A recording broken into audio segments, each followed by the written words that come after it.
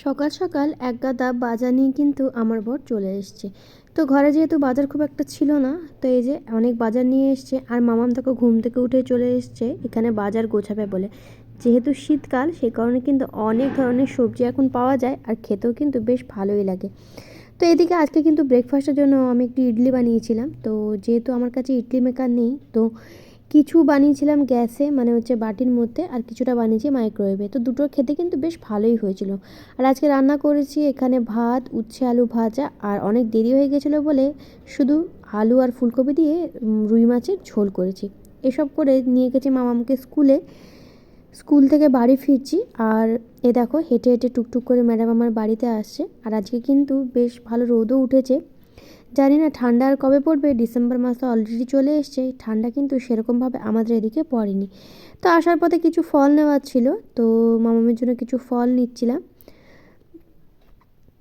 তো ফল টল নেওয়া হয়ে গেছে, বাড়ি এসে গেছি। বাড়ি এসে মামাকে খাইয়ে ঘুম পাড়িয়ে দিয়েছি। স্নান করে যেহেতু ওকে পাঠাই, সে কারণে আর কোনো অসুবিধা হয় না। আর আমি একটু পাঁপড় সেঁকে নিয়েছি, আর সাথে একটু স্যালাড কেটে নিয়েছি। তো আজকে একদম সিম্পল লাঞ্চ। বিকেল হয়ে গেছে, ঘড়িতে বাজে এখন ওই 6:30টার মতো। তো এই যে একটু চা আর বিস্কুট খাবো, মামামকে দুধ দিয়েছি, ও ওটাই খাচ্ছে। আর আমি এখানে একটু চা বানিয়ে নেব।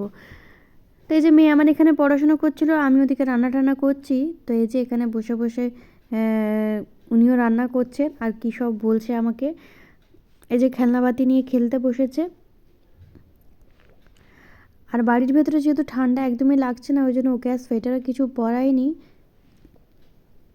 আর বর অফিস থেকে আসার পথে এই যে মোমো নিয়ে এসেছিলো, এখন হচ্ছে মোমোটা সবাই মিলে খাবো।